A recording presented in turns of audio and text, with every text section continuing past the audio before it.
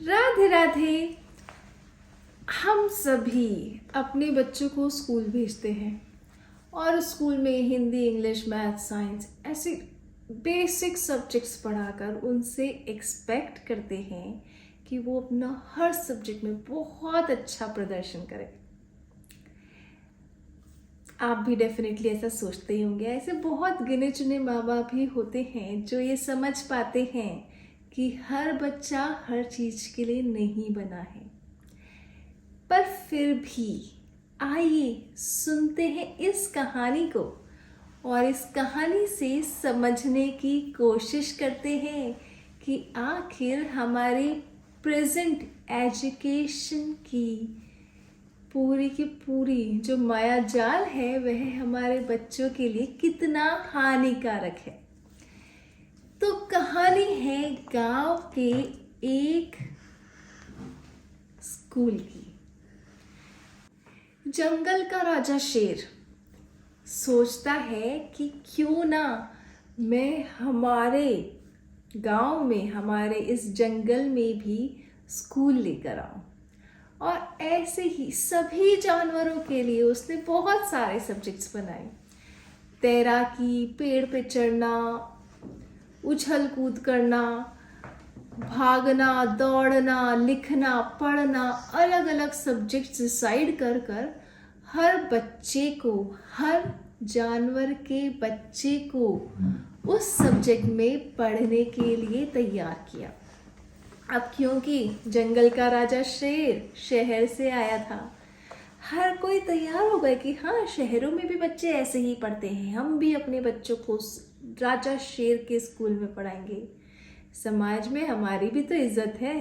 अपनी इज्जत के हिसाब से राजा शेर के बड़े सारे स्कूल में हमारे बच्चों को पढ़ने भेजेंगे। और बच्चों, तुम मन लगा के पढ़ना, क्योंकि राजा शेर के स्कूल की फीस कितनी ज़्यादा है। बड़ी मुश्किल से हम इस फीस का इंतज़ाम कर रहे हैं। मन लगा के पढ़ना और जी भर कर पढ़कर फर्स्ट आना। सारे बच्चे राजा शेर के स्कूल में जाने लगे। हाथी, जिराफ, मछली, बंदर, ऊंट, गाय, बकरी, हर किसी का बच्चा राजा शेर के बड़े से महंगे वाले स्कूल में जाकर पढ़ने लगा। पढ़ते पढ़ते पढ़ते बच्चों ने बहुत मेहनत करी। फर्स्ट यूनिट टेस्ट हुए।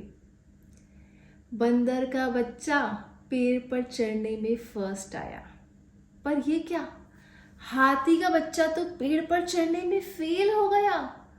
और जिराफ का बच्चा, उसके पैरों में तो इतनी ताकत भी नहीं थी कि पेड़ के नीचे भी चढ़ पाए, वह भी फेल हो गया।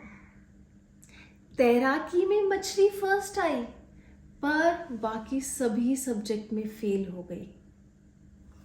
हाथी, ऊंट, जिराफ, मछली के पेरेंट्स को बड़ा गुस्सा आया। रिजल्ट लेने पहुंचे तब किसी की नाक पकड़ी और किसी के कान पकड़े और बोलते हैं कि तुम्हें इतने महंगे स्कूल में एडमिशन करवाया है और तुम पढ़ाई पे ध्यान भी नहीं दे सकते।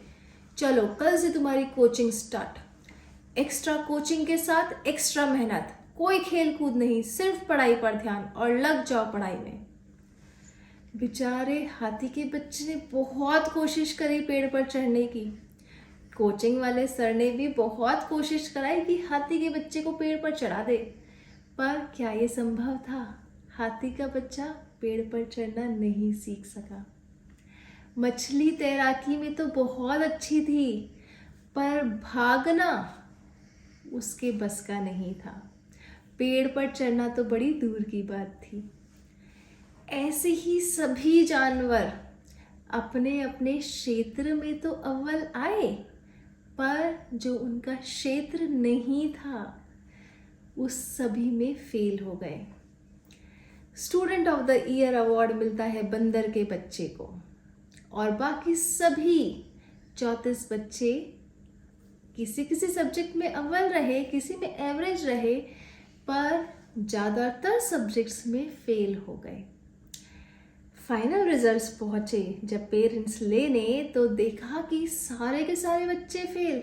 सबने पकड़ के बच्चों की डंडे से पिटाई करी और पूरे रास्ते घर जाते जाते बच्चों को सुनाते ही जा रहे थे, तुमने तो हमारी नाक कटवा दी, इतना सा नहीं पढ़ सकते थे, इतनी सी मेहनत नहीं कर सकते थे, क्या करोगे तुम बड़े होकर जब एक छोटे से सब्जेक्ट में तुम पास ना हो सके।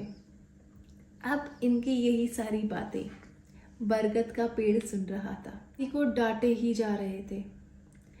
क्या तुम जरा सा पेड़ में चढ़ने पे ज्यादा मेहनत करके कोशिश कर नहीं सकते थे? पेड़ पर चढ़ना कौन सी बड़ी बात है। वहीं जिराफ के पिताजी भी जिराफ की बहुत अच्छी वाली डांट लगा रहे थे। सब स्थानों में अच्छे रहे, पर पेड़ पे चढ़ना इतनी छोटी सी चीज तुम क्यों नहीं सीख पा रहे? कोचिंग लगाई, ये लगाई, एक्स्ट्रा ट्यूशन दिलवाई, उसके बाद और एक्स्ट्रा ट्यूशन दिलवाई, फिर भी तुम पेड़ पर चढ़ना नहीं सीख सके। अब पेड़ ये सब बातें सुन रहा था जो पास ही में खड़ा था, और हाथी और जिराफ से कहता है कि अरे मेरे प्यारे प्यारे भाइयों, तुम क्यों चाहते हो कि तुम्हारा बच्चा पेड़ पर चढ़े? हाथी है, हाथी का बच्चा है, सूंड उठाकर ही क्या पेड़ की पत्तियों को तोड़कर नहीं खा सकता? जिराफ के बच्चे को तो अपनी सूंड उठाने की भी जरूरत नहीं है, अपनी लंबी गर्दन से पेड़ की ऊंची से ऊंची टहनी पे वो खुद ही पहुंच सकता है, तो क्यों उसे पेड़ पर चढ़ाने की मशक्कत की जा रही है? तुम बच्चों से उनका बचपना तो छीन ही रहे हो, साथ में उन्हें नकारा का एक सर्टिफिकेट भी दे रहे हो। वो बच्चा कैसे उस पेड़ पर चढ़ सकता है, जरा तुम भी तो सोचो, क्या तुम कभी पेड़ पर चढ़े हो? बात इनके समझ आई। वहीं पे मछली रानी भी पास ही के तालाब में अपनी बेटी को डांटे जा रही थी, तुम्हें ट्यूशन भी दिलवाई, फिर टीचर कहती है कि ये क्लास में टिक कर बैठ ही नहीं पाती है, तुम क्यों नहीं क्लास में टिक कर बैठ पाती? मछली कहती है माँ, उस राजा के स्कूल में मेरा दम घुटता है, मैं पानी के बिना सांस ही नहीं ले पाती, तो कैसे पढ़ाई पर ध्यान दूँ? क्या मेरा स्कूल तालाब में नहीं होना चाहिए जहाँ मैं अपना अच्छा प्रदर्शन कर सकूँ? उस स्कूल में मैं कैसे जाकर बैठूं? साथ ही वो कोचिंग वाली क्लास, मेरा बहुत दम घुटता है माँ, मैं ऐसे नहीं जी पाऊंगी। तभी वह पेड़ उस मछली को भी समझाता है कि तुम अपनी बच्ची का साथ क्या कर रही हो? ये तैराकी में ही माहिर है और एक दिन तैराकी से ही इस पूरे समुद्र को नाप देगी। तुम क्यों चाहती हो कि ये अपने पानी से, अपने जीवनदायक पानी से बाहर निकलकर हर चीज में अव्वल हो? क्यों नहीं यह जो चाहती है इसे वही करने दिया जाए। ऐसी ही कंडीशन हमारी और हमारे बच्चों की भी है। अगर वो कोई आर्टिस्ट बनना चाहते हैं, कोई सिंगर बनना चाहता है, कोई डांसर बनना चाहता है, कोई कुछ भी बनना चाहता है, और कोई बच्चे तो इतने वियर्ड हैं कि वो जो बनना चाहते हैं वो हमारी सोच से भी परे हैं, तो क्यों हम उन्हें अपने उस संकुचित सब्जेक्ट्स में ही रिस्ट्रिक्ट करके उनका सपनों को जीने का मौका नहीं देना चाहते हैं? क्यों हम उन्हीं सारे सब्जेक्ट्स पे दबाव बनाकर उन्हें वही पढ़ने पर मजबूर करते हैं? क्यों एक एवरेज बच्चा भी बहुत अच्छा नहीं कर सकता है? ज़रूरी है कि हम जाग जाएं और जागकर अपने बच्चों को जो करना चाहते हैं वह करने की प्रेरणा दी जाए। ज़रूरी है कि हम उन्हें संस्कार और नैतिक मूल्य दें, जिससे वह अपना शेष जीवन बहुत ही नैतिकता से यापन कर सके। जागिए और हर फील्ड में बच्चे को बेस्ट करने की जगह वह जिसके लिए बने हैं उसमें ही बेस्ट करने दीजिए। राधे राधे।